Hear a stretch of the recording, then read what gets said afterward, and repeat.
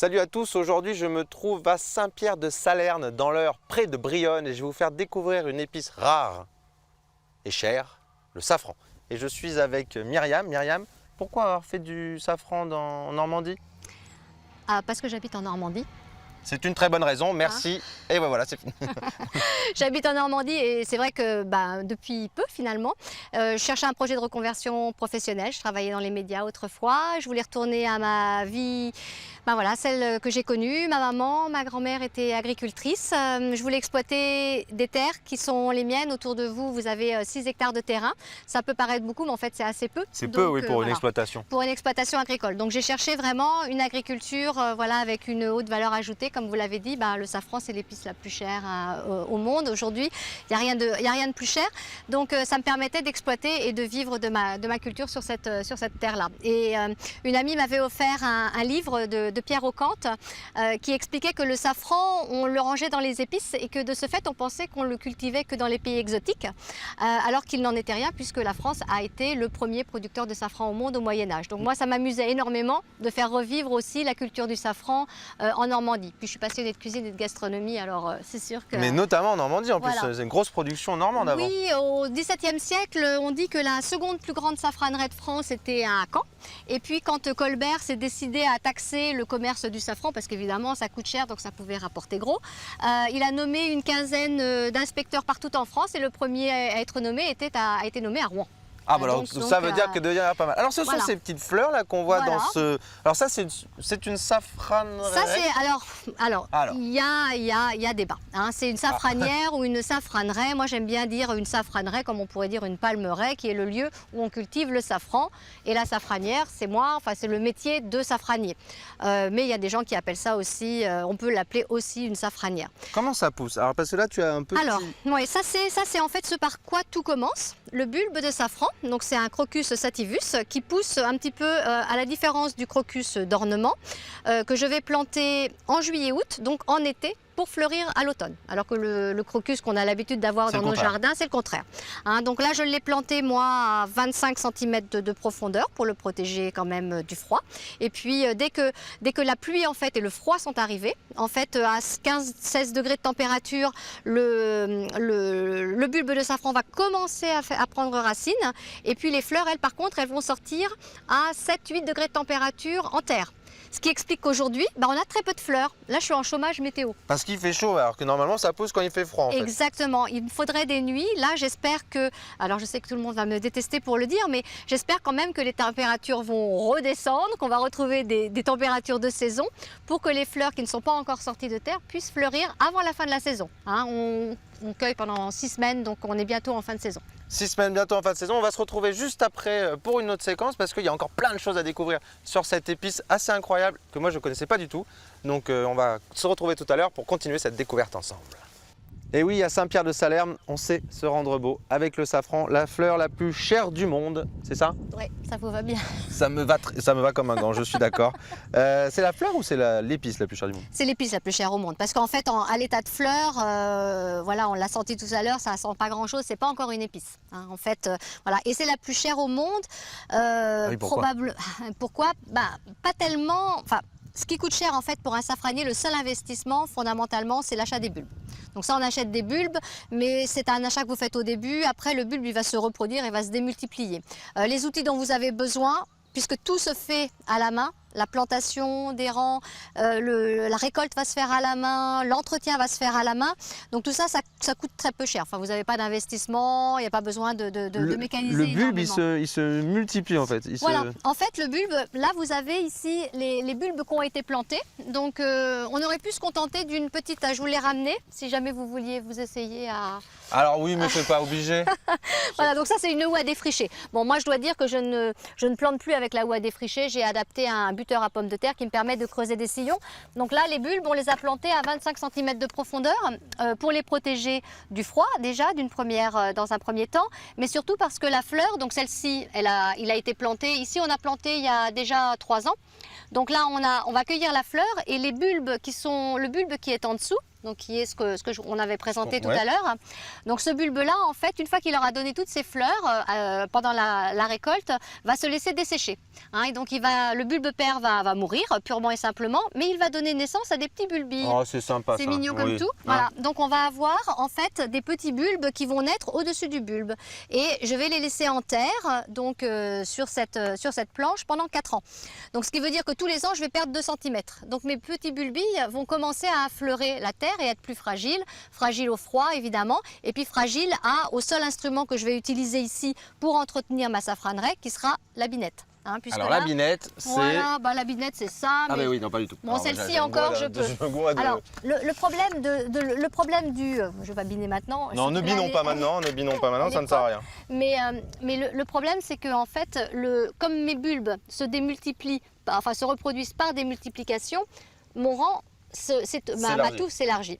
Donc, ce qui fait qu'il est très difficile aujourd'hui de concevoir des outils de désherbage qui pourraient être totalement mécanisés. Ce qui explique aussi la cherté de cette épice, c'est qu'aujourd'hui, tout doit être fait à la main. Il y a aussi le fait qu'il en faille, pardon. Il faut à peu près 200 fleurs. Ouais, 200 fleurs pour pouvoir produire 1 seul gramme de safran sec. 200 fleurs 200 fleurs. Pour 1 gramme. Voilà. Donc pour faire 1 kg de safran, il faut 200 000 fleurs.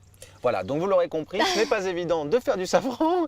Et c'est bon, on comprend pourquoi ça coûte cher. Et on va se retrouver après, parce qu'après la petite cueillette qu'on a fait là rapidement, on va faire ce qu'on appelle l'émondage. Voilà, il faut transformer la fleur en épice. Parce que pour l'instant, on n'a pas d'épices. Pour l'instant, on n'a pas d'épices, on va se retrouver tout à l'heure pour faire de l'épice. Du bon petit safran. Et oui, il est grand temps d'émonder. D'émonder le safran. Nous sommes toujours à Saint-Pierre-de-Salerne, au safran normand. Oui. Et là, je viens de taper un peu fort avec mon ciseau parce qu'on va émonder le safran. En quoi ça consiste? Alors déjà, on a cueilli nos fleurs tout à l'heure. Donc, on a mis nos fleurs qu'on a pris soin de mettre sur la table d'émondage. C'est une table d'émondage. Alors, oui. Le lin, c'est fait exprès parce qu'il faut que ça sèche. Voilà, c'est-à-dire que comme on les a accueillis très tôt le matin, la rosée n'est pas encore totalement évaporée. Donc, ça va permettre, on avait déjà nos petits tissus dans nos paniers. Là, on l'a sur la table, ça va absorber l'humidité. La chaleur de la pièce va permettre aux fleurs de s'ouvrir et ça sera plus facile d'émonder parce que c'est pas si facile que ça d'émonder. Je n'en doute pas, voilà. Je ne suis pas très manuel. Hein. On va essayer. Alors, il y a plusieurs méthodes. Il y en a qui émondent vraiment avec les doigts. Hein, donc, vous pouvez couper la fleur avec les doigts, extraire le pistil de safran avec les doigts. Moi, je préfère le faire au ciseau. Donc, alors, il faut récupérer... Ce qui est le safran, c'est ce qui est rouge. Hein. Voilà, c'est ce qui est rouge. Donc, en fait, moi, je le fais très simplement avec une paire de petits ciseaux. Alors, il faut avoir des ciseaux qu'on tienne bien en main. Celui-là, c'est mon préféré. Et je coupe, en fait, à la base de la fleur. Ce qui va me permettre d'extraire le filament de safran. Alors, le filament de safran, alors là, évidemment... Le petit bout jaune, c'est quoi? Alors, je ne sais pas si on voit bien. Parce que... Oui, il va peut-être falloir se rapprocher. Je vais chercher un... Alors, je coupe là. Alors, on coupe voilà, au début de la fleur. Voilà. Ça permet d'extraire le pistil de safran. Parfait, magnifique. Alors, il est très très beau celui-ci. Oui. Hein, voilà, il est très charnu, il est très long. J'émonde très bien. Voilà, très bien. Oui. C'est vrai, je ne voulais pas le dire, mais c'est une réalité. et donc là, en fait, il a une petite partie, le début du style est jaune orangé. Alors cette partie-là, on peut être tenté, il faut savoir qu'il faut plus de 200 fleurs pour faire 1 gramme de safran sec. 200 fleurs. Donc ça fait beaucoup de fleurs. Donc on pourrait être tenté pour 1 gramme, ça veut dire que pour ta production, elle est de... Là, j'ai déjà fait pratiquement 200 000 fleurs cueillies cette année. Donc, le calcul est assez simple à faire. On comprend mieux pourquoi c'est un peu compliqué à la main. Voilà. Ça prend énormément de temps. Tout est récolté à la main. Voilà, tout est récolté à la main. Et là, il va nous falloir à peu près 1 heure par personne pour émonder l'équivalent de 400 fleurs. Donc, c'est quand même beaucoup d'heures de travail, surtout quand on est en pic de floraison. Donc là, c'est un beau pistil. Alors, compte tenu du prix au kilo, quand même, on est à 35 000 € le kilo. Hein, c'est l'épice la plus chère au monde. On a compris pourquoi. C'est beaucoup de travail manuel. On pourrait être tenté de laisser cette petite partie jaune-orangé qu'on voit là. Alors moi, je l'enlève parce que cette partie-là, elle n'a aucun intérêt gustatif. Elle va même donner de l'amertume au plat. Ce serait dommage. Alors c'est sûr qu'on enlève un petit peu de partie de son travail, mais on le fait. Donc moi, je l'ai coupé une première fois. Je fais une seconde coupe. Je l'enlève. 5 000 €, voilà. Voilà. Et voilà. Et on en a perdu un petit peu. Mon petit coup de ciseau, 5 000 boules. Voilà. Hein, alors là... bon, c'est rien du tout. C'est rien du tout. Donc là, on a des filaments, on a des pistils de safran frais. Alors là, ils sont plus attachés. Il y a des safraniers qui préfèrent en fait vendre le safran sans enlever cette petite partie jaune-orangée. Pourquoi? Pour garder les filaments attachés. On comprend bien pourquoi. Alors, on va se retrouver après pour en discuter encore parce qu'on vient déjà d'épuiser notre petit temps. Mais voilà, donc ça, voilà. On est sur une très belle, très beau émondage. Et on va se retrouver après pour discuter encore parce qu'il y en a qui vendent du safran et c'est pas du safran. Attention. Et oui, à Saint-Pierre-de-Salerne, il est grand temps de goûter le safran et de savoir qu'est-ce qui fait d'un bon safran, d'un mauvais safran. Alors, ça c'est notre safran frais qu'on a émondé tout à l'heure. On a enlevé toute la partie jaune du safran. Donc la couleur, ça sera votre premier indice. Hein, donc un safran, là, il a été séché. Donc, la partie jaune, ça donne vraiment pas de goût. Hein. Oui, ça donne de l'amertume au plat, c'est sans intérêt. Donc on l'enlève. Donc là, on a un safran bien trivé, on n'a que la partie rouge. On l'a séché, il a changé de couleur. Il était rouge vermillon, il est devenu rouge sang. Si vous rencontrez un safran marron, presque vraiment un petit peu couleur marron chocolat, ça veut dire qu'il a été trop séché, à trop forte température, il a été brûlé, donc ça pas vraiment, il aura perdu en goût, et surtout, ou alors ça veut dire que c'est le signe d'un safran vieux. Donc ça aussi on va éviter, puisque dans les 2-3 premières années, il a vraiment toute sa puissance aromatique. D'accord, est-ce que on peut, en le sentant, est-ce que ça peut déterminer quelque chose? Oui, alors on va le sentir, il va quand même avoir un fort pouvoir, des petites notes un peu métalliques et puis un petit côté aussi, des petites saveurs aiguilles de pain. Mais il n'a pas besoin d'être très fort au goût, hein, parce que s'il est fort en goût, ça veut dire, fort au parfum, au nez, il risque d'être moins fort en goût. Parce qu'en fait, la molécule qui donne le parfum naît du fait qu'on ait cassé la molécule du goût. D'accord, donc, voilà. Donc on cherche un safran équilibré. Fort parfum, peu de parfum, fort goût. Plus de goût. Plus de chances qu'il ait plus de goût. Voilà. Ça, c'est infusant. Hein. On l'a fait infuser. Ça, c'est le secret. Moi, je l'ai déshydraté pour le transformer en épice, hein, parce que quand il était frais, on l'a senti, hein, il sentait la rose, l'iris. Il n'avait pas c'était pas encore une épice. Donc, il faut lui donner le temps de libérer ses arômes et ses saveurs. Donc là, on l'a fait dans un thé, mais on aurait pu le faire infuser dans une crème si on avait fait une sauce à la crème, dans un bouillon, si on avait fait un risotto, par exemple. Hein, il faut le faire infuser dans ce dont on va se servir. Oui, on prend l'ingrédient liquide en rapport avec sa recette et puis on le laisse infuser. Alors, il y en a qui disent qu'il ne faut pas le laisser infuser trop longtemps, sinon ça risque de développer de l'amertume. Moi, je le fais généralement toute une nuit. Et puis, je lance mes infusions à froid. C'est ça le secret, parce qu'en fait, c'est cher, mais il y a besoin de... Très peu. Oui. Pour un plat salé, on recommande 3 petits filaments par personne. Donc, c'est rien du tout. Hein. 3 à 4 filaments. Ça va dépendre du goût que vous allez avoir besoin. C'est pas beaucoup. Les propriétés du safran? Alors, moi, je le cuisine et je le cultive. Enfin, je le cultive pour la cuisine parce que je suis passionnée de cuisine et de gastronomie. Mais on pourrait aussi l'utiliser en médecine.